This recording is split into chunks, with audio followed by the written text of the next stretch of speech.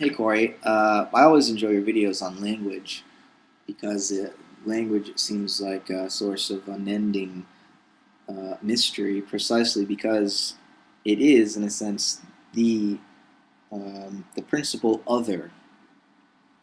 Language, as you were saying in your video, Corey, is it's the third party present in any dialogue between human beings, and certainly the larger community of human beings is mediated by linguistic practices, by language. And uh, I can't attribute this idea to Wittgenstein, but I recall while I was reading the philosophical investigations that um, it seemed that, at least the way I was interpreting it, Wittgenstein was conceiving of language as if it were um, like city streets. Language, like city streets, is it's embedded in a history of idiosyncratic cultural beliefs and practices. So, in New York City is an example um, of a grid of streets that was actually laid out in a rational, pre-planned way. But in many cities, or if you look at Greenwich Village in New York, it's a little sloppier. And in cities that aren't built on flat surfaces, you have to sort of accommodate the land, and so the streets become quite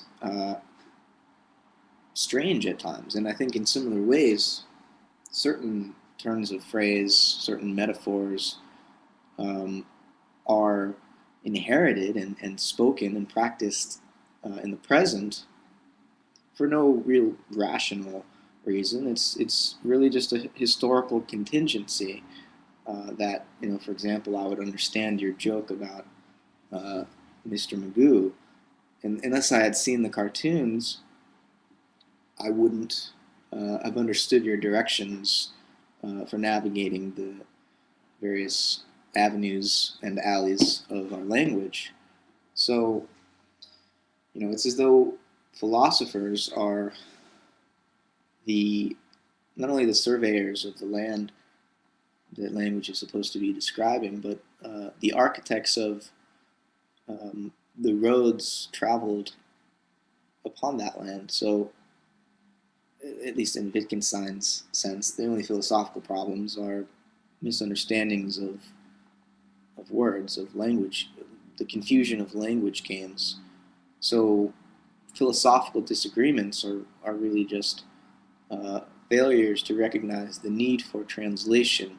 In other words, when you give someone directions to your house and they're not from your city, maybe you won't tell them uh, street names. You'll try to describe the terrain itself to them. So, you'll say you're going to pass this overpass, this highway, and then you'll see, you'll give a landmark. You'll see the church on the left. Make a left there. And then you'll see the McDonald's on the right. At the next light, make a right. Whereas if someone lived in the city, you just tell them, maybe you only have to tell them the names of the streets that intersect closest to you.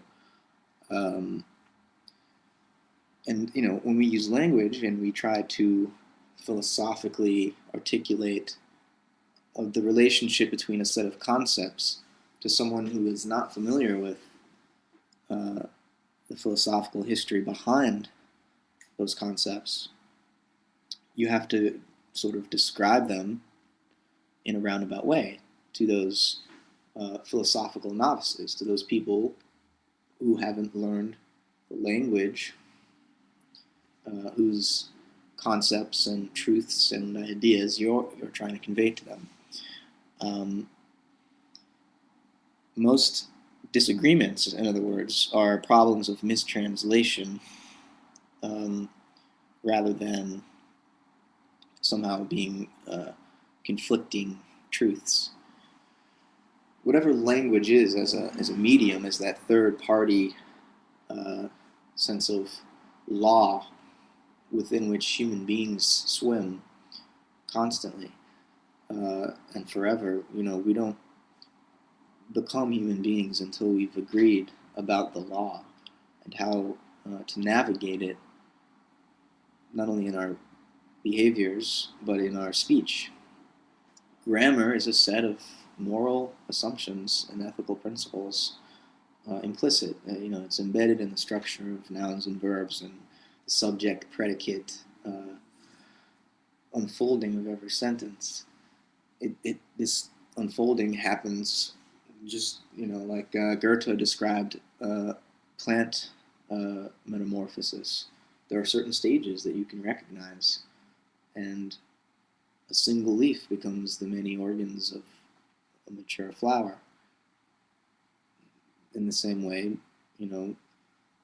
perhaps language began with a single word, and we say God today, but maybe it used to be mana, or it used to be whatever the ultimate signifier is of language. The hook upon which all the other meaning hangs is, maybe we could even replace the word God with just language.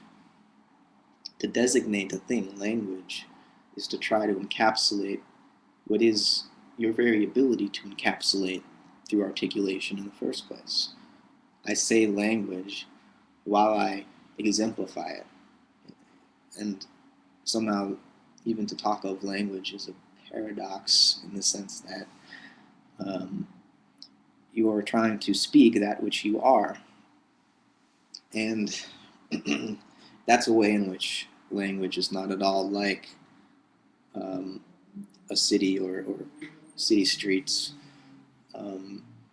because speaking is a more creative and organic process than actually the idea we may have of how a city is built. Because the ideal city is like New York City with its straight streets, its very square and linear layout. But real life tends to be, and real language tends to be more haphazard than that. It still works, it's still functional, highly functional, but it's more expressive and spontaneous than a pre-planned linear design. So we can never, in other words, whatever grammar is, we can never once and for all define its exact characteristics and say, list one by one what each of the rules are. There are rules in, for example, English grammar, but they're sort of like normative habits, and it's not as though breaking the rules doesn't also produce meaning. At least it's capable of producing meaning. Breaking rules, sometimes breaking rules makes nonsense, but it's sort of, there's a fine line between imaginative genius and meaningless madness. It just depends on, well, something that I can't say. The fact that any of us can understand each other when we speak, I think is evidence enough for the numinous, or the spiritual, or the entirely unknown and forever mysterious. Because one can never step out of one's language. Heidegger said language is the house of being. I think that captures this sense well, in which, to ask what is being, or what is language, we must already have assumed, we have already presupposed that we know the answer, because we use the word is in this question, and is precisely what we're after. But isness has already been understood by anyone who speaks, because speaking is. When Parmenides says that thinking is being, maybe that's what he meant. Because for the Greek psyche,